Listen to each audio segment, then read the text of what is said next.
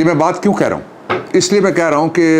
ابھی فوری طور پہ کچھ دیر پہلے، یہ میں براہ راست آپ کو بتا رہا ہوں کہ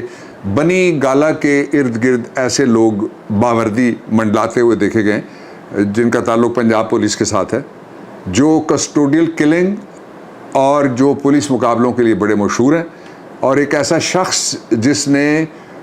یہ پلان بنایا تھا کہ وہ ایک سابق جو پنجاب کے اب دنیا میں نہیں رہے خواجہ شریف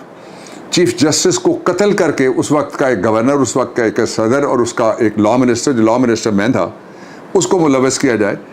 اور اس کے بارے میں نن ادر دین جسٹس قاضی فائز عیسیٰ صاحب نے کمیشن میں یہ دی تھی باقاعدہ ریکمنڈیشن کہ اس شخص کو کسی انتظامی پوسٹ پہ نہ لگایا جائے۔ وہ اس وقت رائٹ ہینڈ مین ہے اور اس کی میز کے ساتھ میز پہ بیٹھتا ہے جو امپورٹڈ وزیر اعظم ہے۔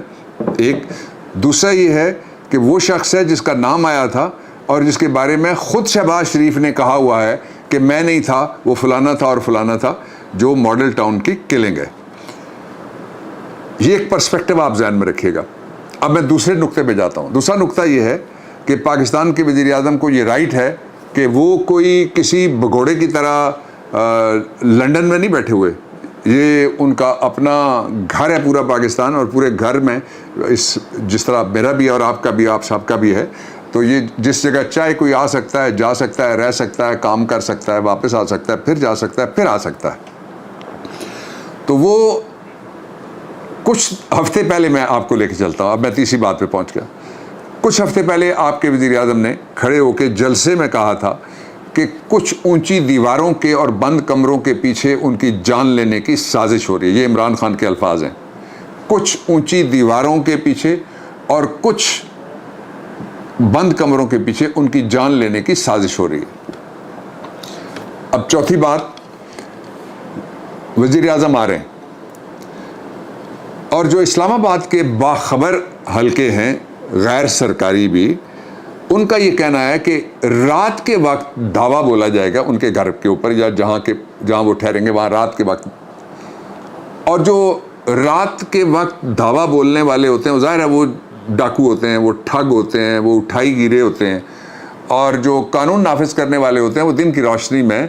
وہ جو لیگل تقاضے ہیں ان کو پورا کرنے کے لیے۔ ابھی آپ نے دیکھا کہ جو کچھ پاکستان پورے میں گھروں کی کس طرح سے دیواریں، چادر اور چار دیواری کو کس طرح پاؤں تلے روند کر، بچیوں کے سروں پہ نہیں پورے جسد کو گھسیٹ کر، اور بچوں کے ساتھ کیا کیا بے ایمانہ اور ظالمانہ اور بے رحمانہ سلوک کر کے ان کی گرفتاریاں کی، اس طرح کا تشدد، اس کی کوئی مثال پاکستان کی تاریخ میں جدید ہسٹری میں نہیں ملتی۔ میں نے اسی لیے کہا تھا کہ پورا پنجاب انہوں نے بنا دیا ہے جلیاں والا باغ، پنڈی کو پلوامہ اور اسلام آباد کو اننت ناگ بنا دیا گیا، جس طرح سے وہ مظالم سارے ہوئے تھے۔ ان حالات میں یہ بتانا چاہتا ہوں کہ آپ کے پرائم منسٹر نے جو بات کہی تھی، یہ وہ وقت ہے جس وقت اس کا خدشہ سب سے زیادہ بڑھ گیا ہے کہ ان کی زندگی کے تحفظ کا جو خطرات اس کو لاحق ہیں وہ سب سے زیادہ یہ جو آنے والے 24 سے 48 گھنٹے ہیں، یہ آپ ذہن میں رکھیے گا۔ کل کی رات آپ بالخصوص ذہن میں رکھیے گا، لیٹ نائٹ، اور پھر آپ بنی گالا کو ذہن میں رکھیے گا۔ میں پوری قوم سے مخاطب ہو کے کہہ رہا ہوں کہ کبھی کبھی لمحے ایسی خطا کرتی ہیں کہ جن کی سزا صدیاں بھگتتی ہیں، تو اس لیے جاگنا ہوگا سب کو، سب پاکستان میں قانون نافذ کرنے والوں کو بھی جاگنا ہوگا، اس لیے کہ پاکستان میں اس وقت جو ٹھگوں کی حکومت ہے اور مجرموں کی حکومت ہے، اور جو 302 کے مجرموں کی بھی حکومت ہے، جو منی لانڈرنگ کے مجرموں کی بھی حکومت ہے، وہ سارے کے سارے اپنے کیسز ختم کرانے کے لیے اداروں کو برباد کر رہے ہیں۔ کسی جگہ انہوں نے پر کاٹے ہیں نیب کے، کسی جگہ انہوں نے چونچ کاٹی ہے اور ناخن کاٹے ہیں FIA کے، کسی جگہ وہ باقی سارا کچھ اٹھا کے ایک ایسے خانے میں رکھ رہے ہیں جہاں سے پھر سویلین سپریمیسی کے ان کے نعرے سارے ایکسپوز ہو رہے ہیں۔ ان سارے حالات کو میں آپ کے سامنے اس لیے پیش کر رہا ہوں کہ یہ پاکستان کی جو عدالتیں ہیں وہ بجا طور پہ کہتی ہیں کہ ہم رات کو کھلی ہیں، اور ہو سکتا ہے کہ کل رات کو میں یہ نہیں کہتا کہ مجھے سارے میرے لیے دروازے کھول دیے جائیں. کل رات کو ہو سکتا ہے کہ میں کسی کھڑکی کے سامنے جا کے مجھے کھڑا ہونا پڑے آپ کے وزیر اعظم کی زندگی اور سلامتی کو جو خطرات پیش ہیں. ہو سکتا ہے کہ کل نیم شب کے بعد مجھے بوقت سحر کسی کھڑکی کے سامنے جا کے کھڑا ہونا پڑے اور اسے کھٹکھٹانا پڑے تاکہ میں درخواست پکڑا سکوں کہ آرٹیکل 9 کے تحت آپ کارروائی کریں. ہو سکتا ہے کہ پرسوں رات کو مجھے کوئی کھڑکی کھلی چاہیے ہو, عمران خان کو کوئی کھڑکی کھلی چاہیے ہو, جنوب مشرقی ایشیا میں سب سے بڑی عوامی بیداری کی لہر کے قائد کو کوئی کھڑکی انصاف کے لیے کھلی چاہیے ہو. مجھے پوری امید ہے کھڑکی کھلے ملے گی, مجھے پوری امید ہے در بھی کھلا ملے گا, مجھے پوری امید ہے انصاف بھی ملے گا. لیکن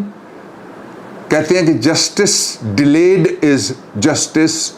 ڈینائڈ, یعنی اگر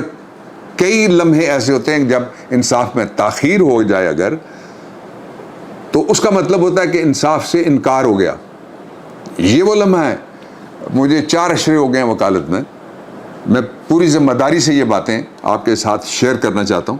اس لیے کہ اس میں اب چھپانے کا وقت گزر گیا کہ ہم چھپائیں, لیپا پوتی کریں, اس کے اوپر کوئی پردہ ڈالیں اور پردے کے پیچھے سے ہم تھوڑا سا نظر آئیں اور تھوڑا سا چھپ کے کوئی بات کرے. وہ مرحلہ نہیں ہے. پاکستان میں سانحات اس سے پہلے ہوئے ہیں اور بہت بڑے سانحات ہوئے ہیں. پاکستان میں ایک وزیر اعظم عدالت کے فیصلے کے نتیجے میں قتل کیا گیا, 2 وزیر اعظم راولپنڈی کے لیاقت باغ میں قتل کیے گئے, سوائے ان کے جو ہمیشہ NRO لے کے ملک سے باہر بھاگ جاتے ہیں. ڈاکٹر خان کو لاہور میں قتل کیا گیا تھا. اس لیے میں یہ باتیں جوڑنا نہیں چاہتا. میں آپ کے سامنے صرف پاکستان کی جو ناقابل تردید ریکارڈڈ تاریخ ہے وہ میں آپ کے سامنے رکھ کے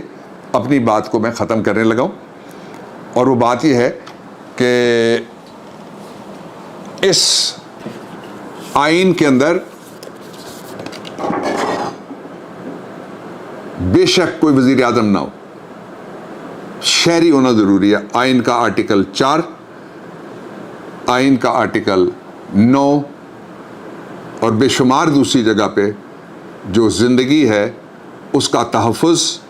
ریاست کی ذمہ داری ہے, ریاست کی ذمہ داری ہے. اور عمران خان نے آخری بات, آپ کے محترم اور محب قائد نے, میرے قائد اور میرے بھائی نے, اس ملک کی آخری امید نے اور مسلم امہ کے ستارے نے, جس نے اسلام و فوبیا کو للکارا. رسول محترم صلی اللہ علیہ وسلم پر ہماری 1000 جانیں قربان. آپ کی ناموس کے لیے ساری دنیا کی قیادت کے سامنے کھڑے ہو کے انہوں نے کہا کہ ہمیں اپنی جانوں سے زیادہ رسول محترم صلی اللہ علیہ وسلم کی عزت, تعظیم, تکریم, ناموس وہ عزیز ہے. سبسکرائب کریں اور بیل دبائیں تاکہ کوئی خبر رہ نہ جائے.